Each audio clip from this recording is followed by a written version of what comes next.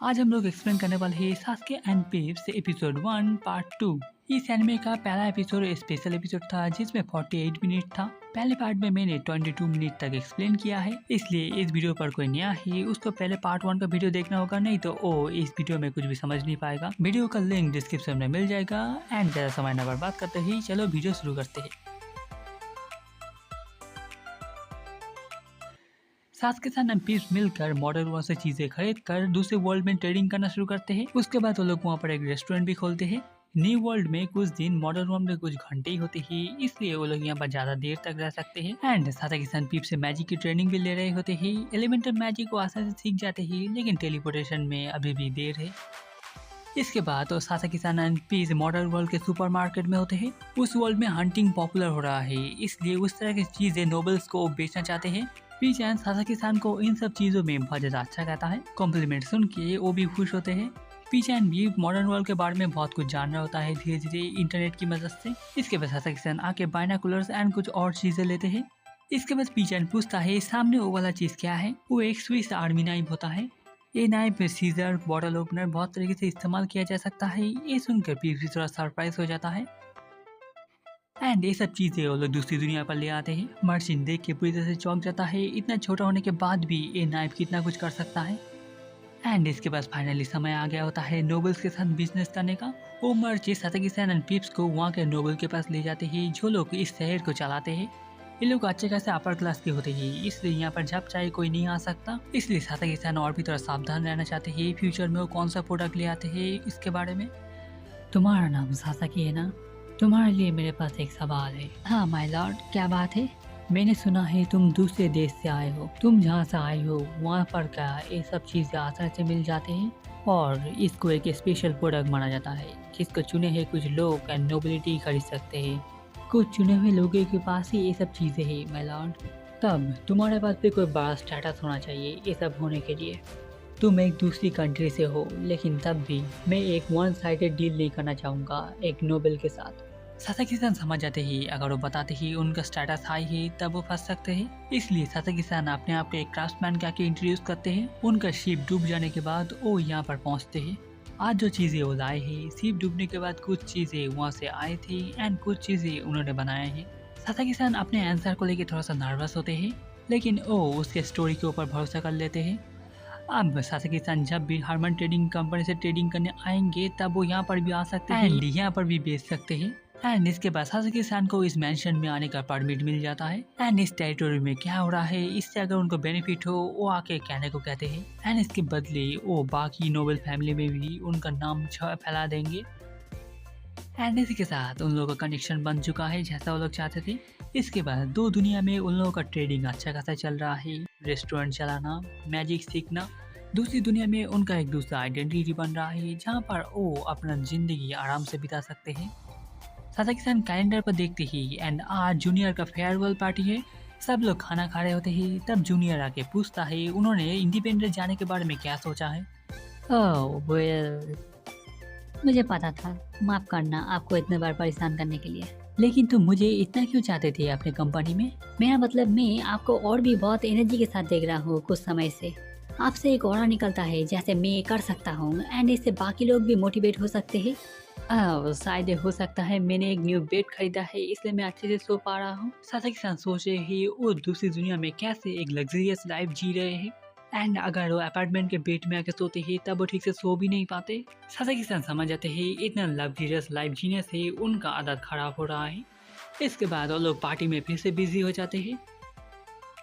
Sasuke सन घर वापस आ रहे होते ही एंड वो बहुत ज़्यादा खुश होते हैं क्योंकि जूनियर ने जो वो कार था उनको बहुत ज़्यादा अच्छा लगा। तभी उनके सामने से एक आइस शार्ट उड़ के आता है। वो बहुत ज़्यादा क्लोज था, लेकिन सास्के सन बच जाते हैं। वो दीवार में जगह टकराता है एंड टूट जाता है। सास्के सन दूसरी तरफ देखते हैं एक आदमी एक औरत के ऊपर अटैक करने वाला होता है। तभी हम लोग देखते हैं उस आदमी का हाथ बदल जाता है एक शॉट में। सास्के सन समझ नहीं पा रहे होते यहाँ पर क्या चल रहा है एंड पीछे हटने की कोशिश करते हैं। तभी सास्के सन को याद आता है आज की न्यूज में वो सुन रहे थे इस एरिया में कोई मासूम लोगों को चोट पहुंचा रहा है। अगर वो यहाँ से चले गए तब वो लड़की बच नहीं पाएगी। हम लोग देखते ही वो उस लड़की ऊपर अटैक करने वाला होता है। तभी पीछे से एक आइस शॉट उड़ के आके उसके कंधे में लग जाता है। सासाकी सान मदद करने के लिए फाइनली आगे आ गए होते हैं। तभी सासाकी सान को याद आता है उन्होंने सिर्फ बर्फ जमाना सीखा है, उसको पिघलाना नहीं। बर्फ अभी भी जम रहा है, इस तरह से उसका पूरा बॉडी जम जाएगा एंड वो मर जाएगा। सासाकी सान समझ नहीं पा रहे होते ही उन्हें क्या करना चाहिए, इससे वही एक किलर बन जाएंगे। तभी हम लोग देखते ही वो लड़की कुछ करती ही एंड बर्फ पानी बन जाता है। वो किलर ऑलरेडी अनकॉन्शियस हो चुका होता है। एक्सक्यूज मी, तभी वो लड़की गन बाहर निकलती है एंड पूछती है। तुम साइकिक, तुम कहाँ से हो? तुम घर रजिस्टर हो? उस लड़की के हाथ में रियल गन है, इसे सासाकी सान केयरफुली आगे बढ़ना चाहते हैं एंड पूछते हैं एक साइटिक क्या होता है। वो पूछ के कंफर्म करती है किसने आइसिकल को फेंका था। ये पूछने के बाद वो पूछती है सासाकी सान ये कब से कर सकते हैं। वो बताते हैं वो 2-3 दिनों से कर पा रहे हैं। क्या समय आ गया है, मुझे स्ट्रीट साइटिक की जरूरत पड़ रही है बचने के लिए। वो अपने गन नीचे ले लेती है एंड अपने साथ आने को कहती है। सासाकी सान सोच रहे हैं वो लोग भी उसकी तरह का मैजिशियंस है, जैसे पीप्स उसको पावर देता है उन लोगों को भी कोई दूसरा कोई पावर देता है क्या। इसके बारे में वो और भी से जानना चाहते हैं, इसलिए वो जाने के लिए मान जाते हैं। लेकिन वो एक बार घर में जाना चाहते हैं।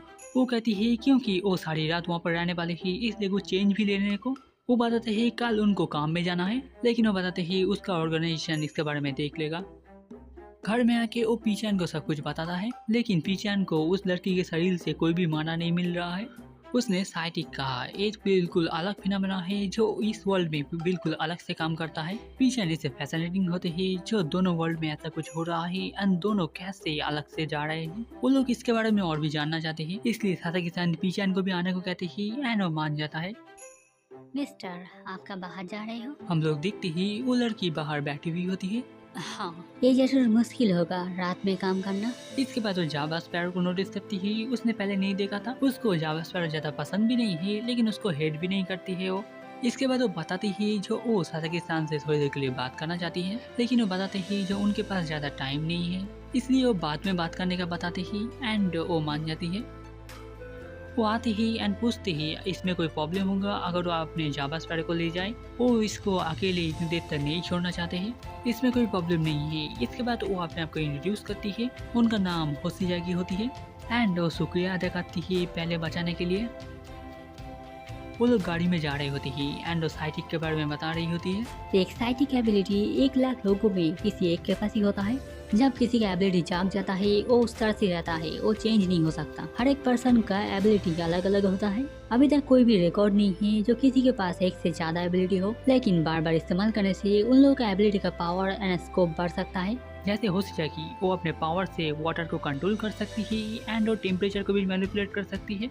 सासाकी सान समझ जाते हैं ये मैजिक से पूरी तरह से अलग है। साइटिक एबिलिटी बहुत तरह के हो सकती है, ऐसे पावर जो शहर को धूल बना सके और ऐसे किसी कोई फर्क नहीं पड़ता। एंड ऑफ कोर्स बहुत सारे ऐसे डेंजर्स होते हैं, बहुत सारे साइटिक क्रिमिनल्स बन जाते हैं एंड सोसाइटी में केओस लाते हैं। ऐसे लोगों को हम पहले संभालते हैं। यहाँ पर एक जनरल रूल है, जब किसी के पास कोई साइटिक एबिलिटी होती है उसको साइटिक मैनेजिंग ऑर्गेनाइजेशन में रजिस्टर करना पड़ता है। सासाकी सान सरप्राइज होते हैं जो ऐसा कोई ऑर्गेनाइजेशन भी है, लेकिन ये नेशनल सीक्रेट होता है, इसलिए ज़्यादा कोई को नहीं पता।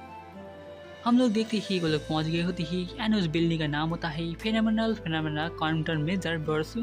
वाह, ये बिल्डिंग अमेजिंग है। अब से तुम भी यहाँ से ही काम करोगे। अच्छा क्या?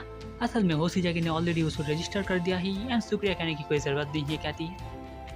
अंदर बैठ के वो लोग बात कर रहे होते हैं। उन लोगों को गवर्नमेंट ऑफिसर माना जाता है। उन लोगों के काम के मुताबिक उन लोगों का पे भी बहुत ज़्यादा अच्छा है। इसके बाद वो पूछती है सासाकी सान के पास असल में किस तरह का पावर है। सासाकी सान ऐसा कुछ नहीं चाहते थे एंड बैटलफील्ड में तो बिल्कुल भी नहीं जाना चाहते हैं। वो अपना बार लो रखने वाले हैं जिससे उनको बैटलफील्ड में ना जाना पड़े। मैं सिर्फ आइसिकल शूट कर सकता हूँ। इसके बाद वो एक बात दिखाने को कहती है एंड ये देख के वो खुश होती है जो आइसिकल बढ़ाने के लिए उसको कुछ किसी चीज की जरूरत नहीं पड़ती। उसका पावर होशियागी सान के साथ बहुत ज्यादा अच्छे से काम करेगा। होशियागी सान का पावर है हाइड्रोकाइनेसिस। वो वाटर को मैनिपुलेट कर सकती है लेकिन उसको क्रिएट नहीं कर सकती है, इसलिए उनको हमेशा वाटर साथ में रखना पड़ता है।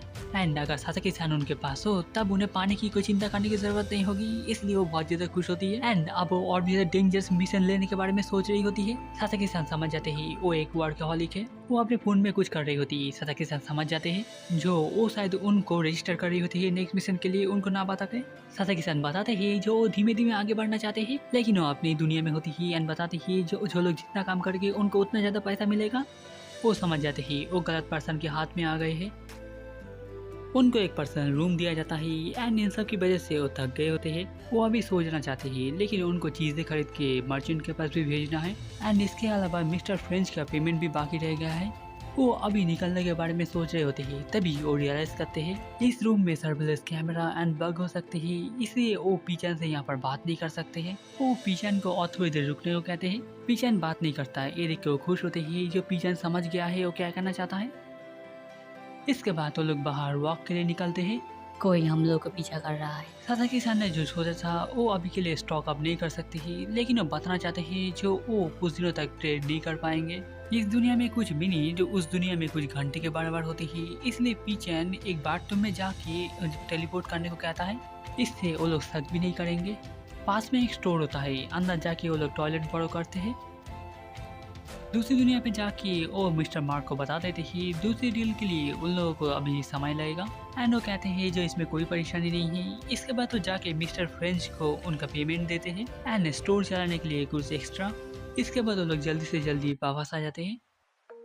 सुबह का वक्त होता है, सासाकी-सान सो रहे होते ही उनके दिए हुए रूम में। तभी डोर में कोई नॉक करके सासाकी-सान को उठा देता है। 6:15 हुई है, इसलिए वो सोच रहे हैं अब कौन हो सकता है। काम का समय हो गया है। हाँ, इतनी जल्दी बुलाने के लिए माफ़ करना, लेकिन तुम क्या मेरे साथ आ सकते हो? अगर पॉसिबल हो मैं मना करना चाहूँगा। एंड मेकअप पहले के जैसा वो बहुत ज़्यादा करके आई है। इसके बाद सासाकी-सान मना करने की कोशिश कर रहे होते हैं क्या कि जो ऑर्गेनाइजेशन में अभी वो किसी को नहीं जानते हैं, उसके अलावा उन्हें जाने से ज़्यादा प्रॉब्लम तो नहीं है लेकिन ऑर्गेनाइजेशन का स्टैंडर्ड प्रोसीजर चेक करना चाहेंगे पहले एंड अगर पॉसिबल हो जो उन लोगों के चार्ज में है उनसे बात करना चाहेंगे। तुमको क्या कोई दिक्कत है मेरे साथ काम करने से? वो बताते ही उनको काम करने से कोई दिक्कत नहीं है लेकिन वो पहले ऑब्जेक्टिवली सब कुछ कंफर्म करना चाहते हैं। हो सकता है कि सान एक फील्ड ऑफिसर की तरह लग रही है, इसलिए वो ज़्यादा हेजिटेट कर रही है क्योंकि वो डायरेक्ट बैटल में नहीं जाना चाहते हैं। इसलिए मुझे बड़े लोगों से बात करना पसंद नहीं, वो लोग ज़्यादा ही सोचते हैं। वो फाइनली मान जाती है एंड वो लोग बॉरोस ऑफिस में पहले जाएंगे। इसके बाद हम लोग देखते ही वहाँ पर एक नया कैरेक्टर आता है। वो असल में सेक्शन चीफ होते ही हो सजाकी के सुपीरियर। वो बताते ही हो सजाकी ऐसे काम करती है, इससे उन्हें कोई प्रॉब्लम नहीं है लेकिन उनके परमिशन के बिना किसी न्यू बंदे को फील्ड में ले जाना ये उन्हें पसंद नहीं आएगा। इसके बाद वो सासाकी-सान को इंट्रोड्यूस करते ही उनका नाम है आकेत्सु। वो पहले मिल नहीं पाए क्योंकि वो बिजी थे। इसके बाद वो होसाजाकी को वापस जाके कल का रिपोर्ट लिखने को कहती है, उसने अभी लिखा नहीं है एंड सासाकी-सान ट्रेनिंग लेने वाले हैं। इसके बाद वो आके सासाकी-सान को एक न्यू मोबाइल देते हैं। वो जब भी हो सके इसको कैरी करने को कहते हैं एंड एमरजेंसी में इस्तेमाल करने को कहते हैं। इस फ़ोन को काम के बाहर भी इस्तेमाल करने का परमिशन मिल जाता है। इससे सासाकी-सान समझ जाते हैं इस फ़ोन में ट्रैकर भी है। ये बिल्कुल भी अच्छी बात नहीं है, अगर वो गलती से इस फ़ोन को दूसरे वर्ल्ड पे ले जाए तब जीपीएस पूरी तरह से बंद हो जाएगा। इसके बाद उनको एक मैसेज आता है, इसलिए वो यहाँ से जा रहे होते हैं। अगर सासाकी-सान को किसी चीज़ में दिक्कत हो तब वो कॉल और टेक्स्ट करने को कहते हैं। सासाकी-सान इसके बाद घर जाते ही एंड उसके बाद कल जो बिल्डिंग में गए थे उसमें जाते हैं। वो लोग पहले हेल्थ चेकअप करते ही एंड उसके बाद फिजिकल टेस्ट लेते हैं। इसके बाद आईडी के लिए उनका पिक्चर लिया जाता है। इसके बाद वो लोग सासाकी-सान को सिखाते ही इस जगह के बारे में। उनका नया काम करने की जगह phenomena counter measure versus direct government के लिस्ट में नहीं है लेकिन ये अलग से लिस्टेड है एंड वो लोग बाहर के लोगों के साथ इसके बारे में बात नहीं कर सकते हैं। पब्लिक में उन लोगों का पोजीशन एक पुलिस ऑफिसर की तरह होगा, इसलिए वो लोग एक गन भी कैरी कर सकते हैं। इसके बाद वो पूछते ही होसाजाकी-सान कैसा काम करती है। वो बताते ही वो ज़्यादा डिटेल में नहीं बता सकते हैं। इसके बाद बताने के बाद जो उनके साथ होसाजाकी-सान का पेयर हो सकता है वो बताते ही ये कहना मुश्किल है एंड गुड लक कहते हैं। सासाकी-सान समझ जाते ही वो एक ट्रबल मेकर है। फाइनली उनका ट्रेनिंग खत्म होता है। इसके बाद जॉब प्रिपरेशन के लिए वो लोग उनको एडवांस देते हैं 1 मिलियन येन। इस महीने उनका कम चल रहा था, ये देख के वो बहुत ज़्यादा खुश होते हैं। रात का वक्त होता है एंड फाइनली घर पहुंच गए होते हैं। आज बहुत देर हो गई। वो थोड़ा सा चौंक जाते हैं लेकिन हम लोग देखते ही ये असल में वो लड़की होती है। इतनी रात हो गई है, तुम बाहर क्या कर रही हो? आपका अर्जेंट काम हो गया क्या? हाँ, ओह सॉरी, तुमने कहा था तुम मुझसे कुछ बात करना चाहती थी। वो खुश होती है जो उन्होंने याद रखा है। इसके बाद वो कुकीज बाहर निकालती ही उसने इसी क्लास में बनाया था। सासाकी-सान को चॉकलेट ज़्यादा पसंद नहीं है, इसलिए उसने कुकीज चॉकलेट के बिना बनाए हैं। सासाकी-सान थोड़ा सा सरप्राइज होते हैं। इसके बाद वो इसके लिए बहुत ज़्यादा शुक्रिया कहते हैं। मैं क्या और कुछ पूछ सकती हूँ? क्या है? वो औरत कौन थी जिसके साथ आप थे? आप लोग डेट कर रहे हो?